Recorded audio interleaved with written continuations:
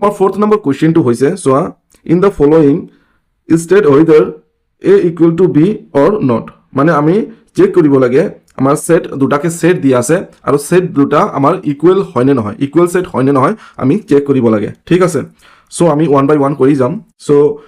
First যেটো আছে first নম্বৰটো আছে চোৱা মই সলিউশন দি ললো সলিউশন দি লৈছো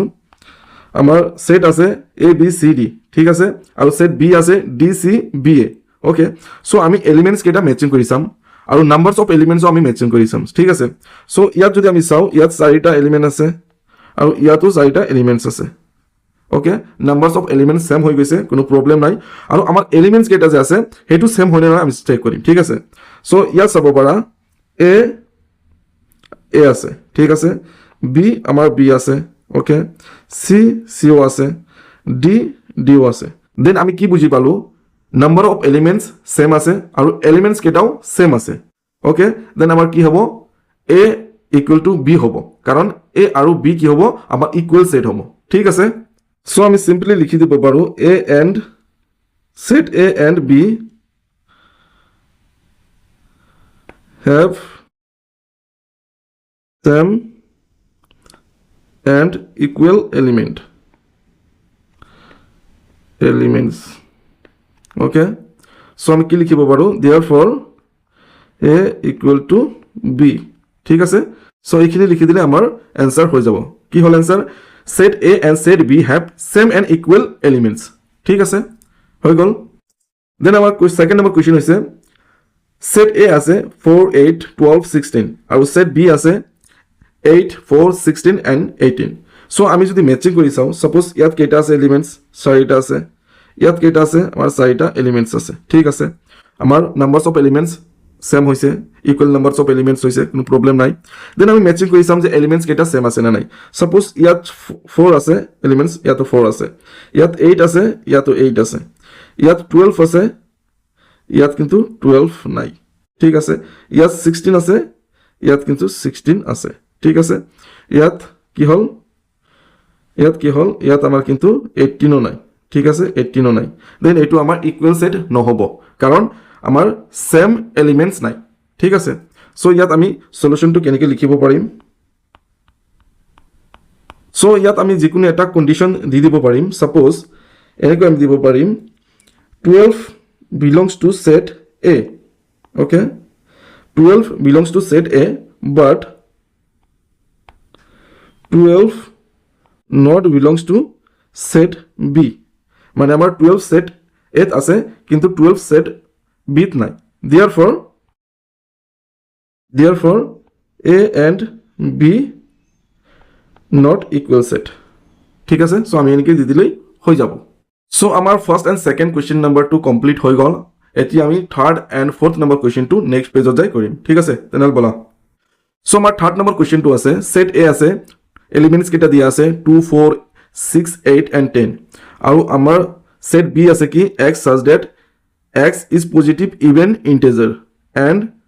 x is less than or equal to 10 ঠিক আছে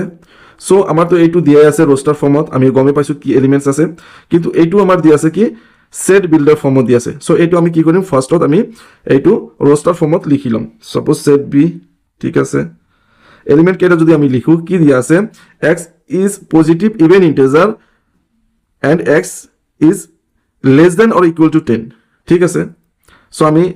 ইয়াত এলিমেন্টস কেটা লিখিব পাৰো সাপোজ আমাৰ পজিটিভ ইভেন ইন্টিজাৰ কি হ'ব 2 হ'ব ওকে 4 হ'ব ঠিক আছে 6 হ'ব 8 হ'ব আৰু আমাৰ 10 হ'ব কাৰণ কি আছে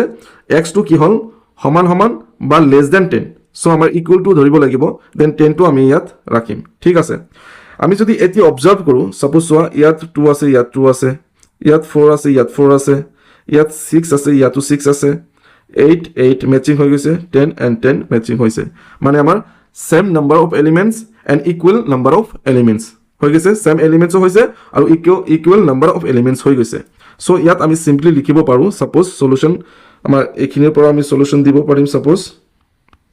ঠিক আছে ইয়াত আমি লিখিব পাৰিম set A and set B have same and equal elements. Therefore, A equal to B. হৈ গৈছে আমি এইখিনি লিখি দিলেই হৈ যাব ঠিক আছে দেন আমাৰ নেক্সট নাম্বাৰ কোৱেশ্চন হৈছে কোৱেশ্চন নম্বৰ 4 সেট দিয়া আছে x such that x is a multiple of 10 okay আৰু ইয়াত আমাৰ দিয়া আছে সেট b এলিমেন্ট দিয়া আছে 10 15 20 25 30 এনেকৈ গৈ আছে সো আমি যদি সেট a টো roster ফৰ্মত লিখি দিও কি আছে x is a multiple of 10 so আমাৰ 10 ৰ মাল্টিপল কি হ'ব 10 হ'ব ঠিক আছে 20 হ'ব 30 হ'ব 40 হ'ব 50 হ'ব সো গৈ থাকিব ঠিক আছে এতিয়া যদি আমি ম্যাচিং কৰো সাপোজ ইয়াত আমাৰ 10 আছে ইয়াত আমাৰ 10 আছে ইয়াত আমাৰ 15 আছে ইয়াত আমাৰ 15 নাই ইয়াত আমাৰ 20 আছে ইয়াত আমাৰ 20 আছে ইয়াত 25 আছে ইয়াত 25 নাই মানে কি হল আমাৰ ইয়াত সেম এলিমেন্টস নাই এলিমেন্ট কেটা কি আছে ডিফাৰেন্ট আছে সো এইটো আমাৰ ইকুয়াল সেট নহব ইকুয়াল সেট হবলৈ হলে আমাৰ কি লাগে ইকুয়াল নাম্বাৰ অফ এলিমেন্টস লাগে আৰু সেম এলিমেন্টস লাগে ঠিক আছে সো ইয়াত আমি সলিউশন লিখি দিব পাৰো এতিয়া যদি আমি চাও সেট b কি আছে 15 আছে কিন্তু সেট a 15 নাই then 15 belongs to set b but 15 not belongs to set a therefore কি হ'ব a not equal to b